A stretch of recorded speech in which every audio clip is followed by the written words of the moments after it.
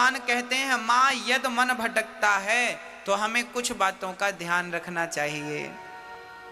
किन बातों का? बोले हमें मन क्यों भटकता है इस पे विचार करना चाहिए। अब मैं आपको बताता हूं मन क्यों भटकता है। आप बहुत ज्यादा देखते हैं तो मन वहां जाता है जहां जो आप देखते हैं, और जो आप देखते हैं वो प्राप्त करने की इच्छाएं होने लगती हैं, तो फिर मन भटकने लगता है। दूसरी बात, आप बहुत ज्यादा सुनते हैं इसके बारे में उसके बारे में, ये बात वो बात, तो फिर वो बात आप अकेले हैं तो गूंजती रहती। आज फलाने ने ये कहा, आज फलाने ने ये कहा, आज ऐसा कहा, ऐसा हो जाता तो ऐसा कर लेते, ऐसा कर लेते तो ऐसा हो जाता। ये मन भटकने लगा। आपका मन जरूरत से ज्यादा भटकने लगता है, अधिक भटकता है आपका मन। अब मन को शांत कैसे करें? बोले मन को शांत करने के हम उपाय बता रहे हैं। मन को शांत करने के कुछ उपाय हैं। पहला उपाय, अधिक से अधिक भगवान की कथाएं सुनिए। मैया जी आप बताइए, अभी आपको यहां बैठे लगभग 1.5 घंटा हो गया। वैसे तो 1.5 घंटे हो गए, फिर भी हम 1 घंटा मान लें। आपको यहां बैठे लगभग 1 घंटे हो गए। अब आप बताओ, इस 1 घंटा में क्या आप में से किसी का भी मन भटका?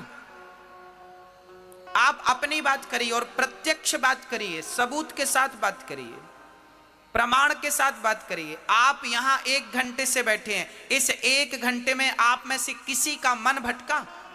हाँ या ना? नहीं भटका?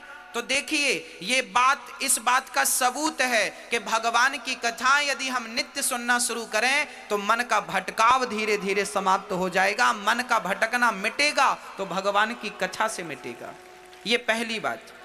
अब प्रश्न दूसरा, अब कथाएं रोज रोज तो होंगी नहीं, तो फिर क्या करेंगे? बोले जब कथाएं हों तो कथाएं सुने, और जब कथाएं ना हों तो कीर्तन करें। बैठ जाएं घर में, मंदिर में, कहीं भी, और कीर्तन करें। श्री कृष्ण गोविंद हरे मुरारी, हे नाथ नारायण बा, श्रीमन नारायण नारायण नारायण। हाँ, कीर्तन करिए।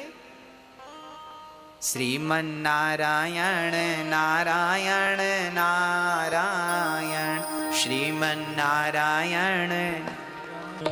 पहली बात है कथा सुनिए, और दूसरी बात कीर्तन करिए। काम करते रहना और नाम जपते रहना। अब जैसे हमारी माताएं सुबह सुबह बच्चों को टिफिन बनाती हैं, बच्चों को स्कूल भेजती हैं, जैसे आप उठो, आंख खुलते ही कीर्तन करने लग जाओ, श्रीमन नारायण नारायण। नहा रहे हैं तो नहाते जाओ, श्रीमन नारायण नारायण ना। इसके बाद कपड़े पहन रहे हैं, कपड़े पहनिए, कीर्तन। अब बच्चों को, आपने माताएं बच्चों को उठाती हैं, बेटा उठो स्कूल चलना, उठो उठो। बच्चे उठ गए, माँ बच्चे के लिए टिफिन बना रही है, आज पूड़ी और सब्जी बना रही है, तो बढ़िया से आटा गूंथती जाओ और श्रीमन नारायण नारायण नारा, पूड़ी बेलती जाओ, श्रीमन नारायण नारायण। अब पूड़ी सेकती जाओ, आलू काटती जाओ, आलू का बढ़िया सब्जी बनाती जाओ, जो बना रही हो, लौकी आलू की, जो भी, गोभी आलू की सब्जी बनाती जाओ, श्रीमन नारायण। ये सब्जी बन रही, सब्जी भी बन जाएगी और कीर्तन भी हो जाएगा, रोटी पूड़ी भी बन जाएगी। और तब तक पति ने आवाज लगाई, जरा चाय लाओ। अब चाय बना रही है पत्नी, बढ़िया चाय चढ़ा दी आपने, पानी डाल दिया, दूध डाल दिया, श्रीमन नारायण नारायण। चाय पक रही है, आप मन में कीर्तन चल रहा। हाँ, कीर्तन। तब तक बहू, तब तक ससुर जी ने आवाज लगाई, बहू चश्मा नहीं मिल रहा बेटा। अब बहू दौड़ी दौड़ी गई, वो चश्मा ढूंढ रही है, तो चश्मा ढूंढो, श्रीमन नारायण नारायण नारायण। भाई आपका शरीर व्यस्त होता है, मुंह कहीं व्यस्त नहीं होता। हाँ या ना? बच्चों को टिफिन बनाने में शरीर व्यस्त होता है क्या? मुंह व्यस्त होता है? चाय बनाने में मुंह व्यस्त होता है क्या? तो मुंह का सदुपयोग करिए, कीर्तन करिए, काम करते रहिए। और यही है कलयुग में भक्ति, इसी को भक्ति कहते हैं। इससे बड़ी कोई भक्ति नहीं है।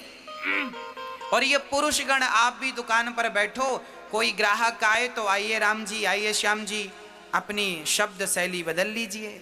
हर ग्राहक को, ग्राहक तो वैसे भी भगवान होता है, तो ग्राहक को आइए राम जी, आइए श्याम जी, आइए कन्हैया जी, क्या चाहिए, आइए राधा रानी, आइए, सारा काम करो। पर हर पल कोई नहीं है तो कीर्तन श्रीमन नारायण नारायण ना। किसान लोग खेती कर रहे हैं, कुदाड़ी फावड़ा चला रहे हैं, ट्रैक्टर चला रहे हैं, बुवाई कटाई जुताई जो कर रहे हो सब करो, पर काम करते समय, ट्रैक्टर चलाते समय आपका मुंह व्यस्त होता है क्या? कटाई और जुताई करते समय मुंह व्यस्त होता है क्या? अरे भाई मुंह से नारायण नारायण कहते जाओ। भगवान ये नहीं कहते कि तुम बैठ के आधा घंटा मेरा जाप करो ना, भगवान ये नहीं कहते तुम माला लेके जाप करो, भगवान ये कहते हैं कि तुम काम बराबर करो। कर्मण्येवाधिकारस्ते, तू कर्म कर, पर काम को करते समय मुझे भूल मत जाना। प्रार्थना करते रहो कि हे नाथ मैं आपको कभी भूलूं नहीं। एक बार बोले सभी लोग, हे नाथ हम आपको कभी भूले नहीं, हे कृष्ण मैं आपको कभी भूलूं नहीं, हे नाथ मैं आपको कभी भूलूं नहीं। हर हाल में भगवान का चिंतन करते रहिए, उन्हें भूलिए मत। बस आदत बुरी सुधार लो, हो गया भजन। यही तो भजन है, अलग से कुछ करना नहीं है आपको। तो मन को वश में करने के हमने कितने उपाय बताए, बताइए आप। मैया जी, ओ मैया, ओ मेरी माँ, कितने उपाय बताए हमने, बताओ। मन को वश में करने के कितने उपाय बताए, कौन कौन से? मैया आप बताओ कौन कौन से उपाय बताए। मैया आप बताओ, आप आगे बैठियो, सबसे आगे आप बताइए कौन कौन से उपाय बताए। हाँ आप ही बताइए। पहला उपाय क्या था? नहीं सुना आपने? नहीं सुना? नहीं सुना आपने? कौन सा बताइए। मैया आप बताइए, आप चश्मा लगाए बैठी हैं, दूसरा उपाय बताइए, बताइए क्या बताया हमने? दूसरा क्या उपाय बताया मन को वश में करने का? हाँ लो, तुरंत का तुरंत याद नहीं है, घर जाके पता नहीं क्या याद रहेगा। इसलिए कहते हैं बात को जरा ध्यान से सुनिए, मन को पूर्ण रूप से लगाइए, है ना। मन को वश में करना हो तो पहला काम है भगवान की कथाएं ज्यादा सुनो, दूसरा काम है कीर्तन ज्यादा करो, काम करते रहो और नाम जपते रहो। ये दो चीज यदि आपके अंदर आ गई तो मन धीरे धीरे, कितना भी बिगड़ा हुआ मन क्यों ना हो, वो धीरे धीरे केंद्रित हो जाएगा। और याद रखना मेरी माँ, जिस दिन मन बिल्कुल शांत हो गया उस दिन, उसके दूसरे दिन नहीं, उसी दिन परमात्मा की प्राप्ति आपको हो जाएगी। मैं आपको एक छोटा सा एग्जाम्पल देख के समझाता हूं। यदि सुई हिल रही है तो क्या हिलती हुई सुई में कोई धागा डाल सकता है? कहो हाँ या ना। नहीं, धागा डालने के लिए सुई को क्या करना पड़ेगा? स्थिर करना पड़ेगा। सुई स्थिर है तो उसमें धागा आसानी से चला जाएगा। उसी प्रकार मन जिस दिन स्थिर हो जाएगा उस दिन परमात्मा आसानी से आपके मन मंदिर में प्रवेश कर जाएगा। मन तो स्थिर हो, मन ही स्थिर नहीं है। मन की गति है अटपटी, झटपट लखे न कोय, और मन की जब खटपट मिटे तो झटपट दर्शन होए। मन के हारे हार है, मन के जीते जीत, और मन ही मिलावत राम से, मन ही करत फजीत। सारी गति मन की ही है। मन, गीता में लिखा है मन एव मनुष्याणाम बंधनम मोक्ष कारणम। ये मन ही बंधन का कारण है और मन ही मोक्ष का कारण है। मैया जी, बंधन का कारण क्या है? मन। और मोक्ष का कारण क्या है? मन। ये मन ही बांधता है और ये मन ही मुक्त करता है। अब आप कहेंगे महाराज जी मन बांधता भी और मुक्त करता, ये कैसे? देखिए, चाबी ताले की एक ही होती है। उस चाबी को आपने इधर कर दिया तो ताला बंद, और चाबी को इधर कर दिया तो ताला खुल गया। बस मन को इधर लगाया, मन को इधर लगाया, पत्नी में, पति में, बच्चों में, परिवार में, मन को इधर लगाया तो बंधन है, और मन को उधर लगा दिया परमात्मा में तो मोक्ष है। यही तो बंधन है, यही तो मुक्ति है। ये मन ही चाबी है। आप इसे कितनी गंभीरता से सुन रहे हैं और समझ रहे हैं मुझे नहीं पता, पर मैं आज जीवन की कुंजी अर्थात चाबी आपको दे के जा रहा हूं कि मन ही बंधन है और मन ही मोक्ष है। मन ही आपको भवसागर से मुक्त करेगा और मन ही फंसाए रखा है अभी आपको। हाँ, आपको छत में जाना हो तो कैसे जाते हैं आप लोग? सीढ़ी से। और छत से नीचे आते हैं तो कैसे आते हैं?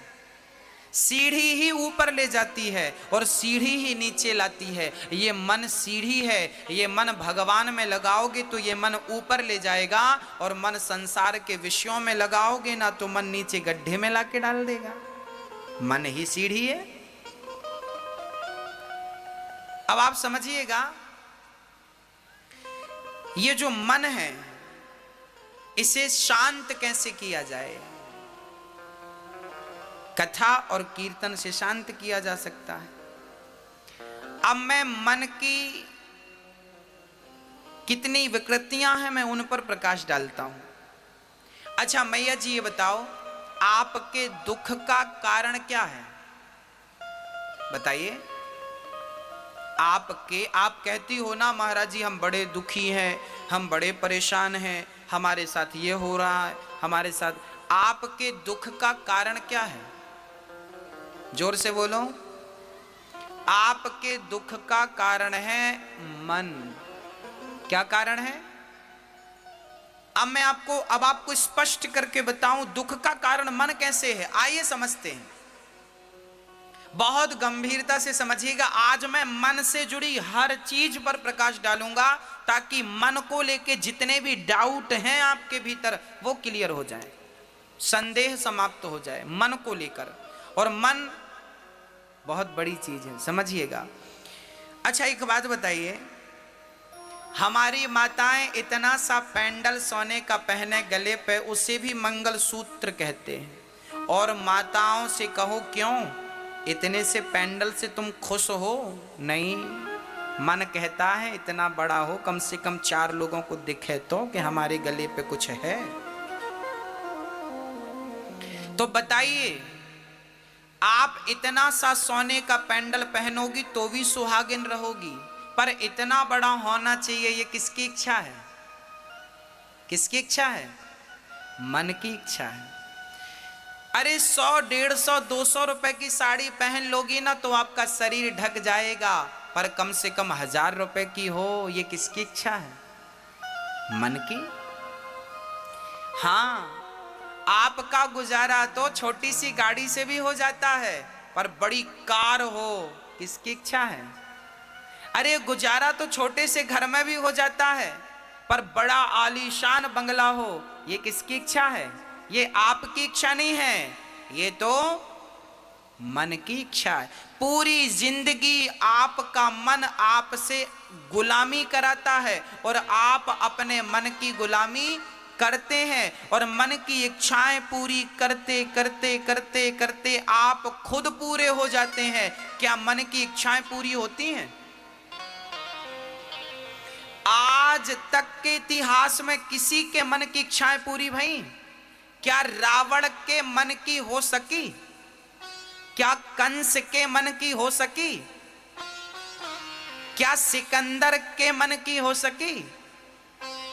हाँ, याद रखना भक्तों, एक होती है जरूरत और एक होती है इच्छा। जरूरत हमारी क्या है मेरी मां? रोटी, कपड़ा, मकान और शिक्षा। ये हमारी क्या है? ये क्या है हमारी? ये हमारी जरूरत है। रोटी, कपड़ा, मकान, शिक्षा हमारी जरूरत है, पर हमारी गाड़ी हो, बंगला हो, नाम हो, पद हो, प्रतिष्ठा हो, खेती हो, बाड़ी हो, ये क्या है? ये जरूरत नहीं है, ये तो इच्छा है और जरूरत तो भिखारियों की पूरी हो जाती है, और इच्छाएं तो बड़े बड़े राजा महाराजाओं की पूरी नहीं होती।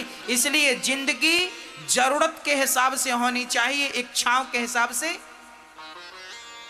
जिंदगी में जरूरत तो हो मेरी मां, पर जिंदगी में इच्छाएं ना हो। आप जरूरत में और इच्छा में अंतर समझ रहे हैं कि नहीं? मैं जरूरत और इच्छा में अंतर बोल रहा हूं। जरूरत है रोटी कपड़ा मकान शिक्षा, और इच्छा तो फिर इच्छाएं तो पूरी होंगी नहीं आपकी। आज आप सरपंच बन जाओ तो आपकी इच्छा होगी हम ये मंत्री बन जाएं, तो फिर मुख्यमंत्री बन जाएं, तो फिर प्रधानमंत्री बन जाएं, तो ये इच्छाएं बढ़ती जाएंगी बढ़ती जाएंगी बढ़ती जाएंगी, किसी की पूरी नहीं भई तो आप और हम कहीं के नहीं हैं। इसलिए मन को ज्यादा तवज्जो ना दें, मन को ज्यादा आप महत्व ना दें, मन को पड़े रहने दीजिए। मन की ज्यादा ना सुना करो। आप लोग ना मन की सुनते हो, इसलिए वो आपको परेशान करता है। अच्छा, एक बार क्या हुआ, एक राजा ने अब देखिए, आपके मन में इच्छा हुई कि मेरे पास बंगला हो। अब बंगला मिल गया, मन की इच्छा पूरी हो गई तो आप खुश, और बंगला नहीं मिला, इच्छा पूरी नहीं हुई तो आप दुख। सुख और दुख कहीं बाहर से नहीं आते, मन की इच्छाएं पूरी हो जाना ही सुख है, और मन की इच्छाएं पूरी ना होना ही दुख। सबके साथ स्त्रियों की इच्छा है कि मेरे गले पे बड़ा हार हो, मिल गया तो खुश, और नहीं मिला तो दुख। पुरुष की इच्छा है मेरी खेती बाड़ी हो, मेरा नाम हो गया खुश, नहीं हुआ दुख। एक छोटी सी बच्ची रो रही थी, पापा मोबाइल दिला दो। पापा ने मोबाइल दिला दिया तो खुश, और नहीं दिलाया तो दुख। तो सुख और दुख आपकी इच्छाओं पर निर्भर हुआ कि नहीं? इच्छाओं से उत्पन्न हुआ ना। सुख और दुख कहीं भी बाहर से नहीं आता, आपकी इच्छा ही सुख को जन्म देती है, और आपकी इच्छा ही आपके दुख को जन्म देती है। इसलिए सुख दुख यदि जन्म लेते हैं तो मन से, इसलिए मन में ज्यादा इच्छाएं ना रखिए। जिनकी इच्छाएं कम है वो लोग बहुत सुखी हैं, और जिनकी इच्छाएं ज्यादा हैं वो आज बहुत दुखी हैं। आपके दुख का कारण क्या है? जोर से बोलो। आपके दुख का कारण क्या है? आपका मन और आपके मन की इच्छाएं। आपकी जरूरत से ज्यादा इच्छाएं आपको क्या देती हैं? क्या देती हैं? दुख देती हैं। एक राजा थे, उन्होंने एक बकरे को खड़ा किया और नगर में डिंडोरा पीटा कि जो बंदा इस बकरे का पेट भरेगा उसे हम इनाम देंगे। इनाम क्या देंगे? बोले अपना आधा राज्य उसे इनाम में दे देंगे। शर्त क्या है? बकरे का पेट भरना है।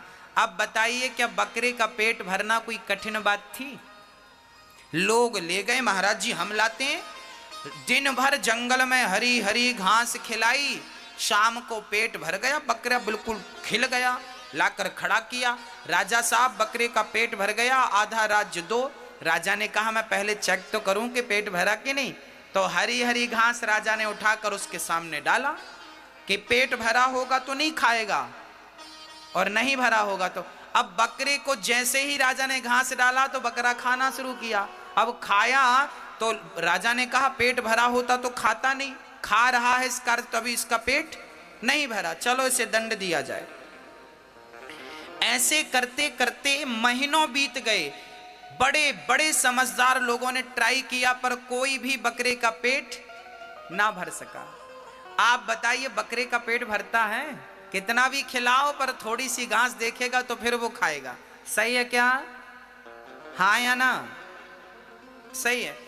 एक महात्मा जी को पता चला कि बकरे का पेट भरना है। महात्मा जी बोले ठीक है राजा हमें मौका दो। राजा ने मौका दिया। महात्मा जी जंगल ले गए और बढ़िया बांस का डंडा तोड़ लिया बाबा जी ने, और जैसे ही बकरा घास खाए तो बाबा जी उसके मुंह पे एक जमाए।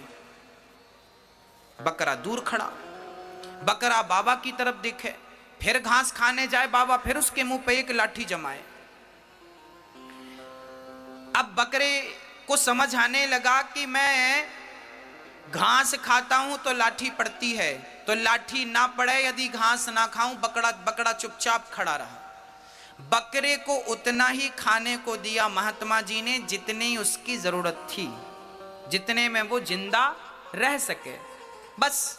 अब अधिक घास खाए तो लाठी पड़े। अब बकरा चुपचाप खड़ा, आंख बंद करके, ऐसा लगा मानो इसे संन्यास हो गया। शाम को महात्मा जी ने बकरे को खड़ा कर दिया राज दरबार में। महाराज पेट भरा है इसका। राजा ने देखा बकरे का पेट बिल्कुल खाली दिख रहा था। राजा बोले पेट खाली है।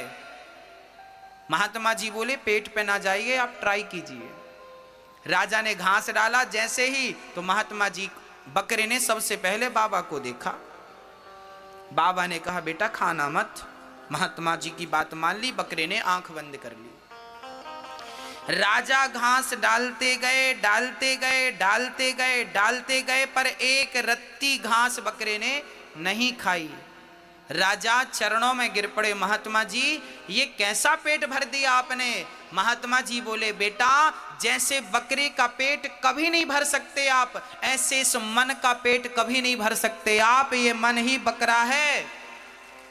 जैसे हमने बकरे के मुंह पे लाठियां मारी तो इसने खाना पीना बंद किया, ऐसे ही आप भी अपने मन में संयम की लाठियां मारिए। देखना इंद्रियों के न घोड़े बढ़े, इनमें संयम के हरदम कोड़े पड़े। इनको रथ के सुमार्ग लगाते चलो और मन से गोविंद गोपाल गाते चलो। संयम जानते हैं ना, मेरी इच्छा हो रही है कि मैं रसगुल्ला खाऊं, परंतु इच्छा तो हो रही है, पर मैं बोलूं ना मैं नहीं खाऊंगा क्योंकि ये नुकसानदायक है।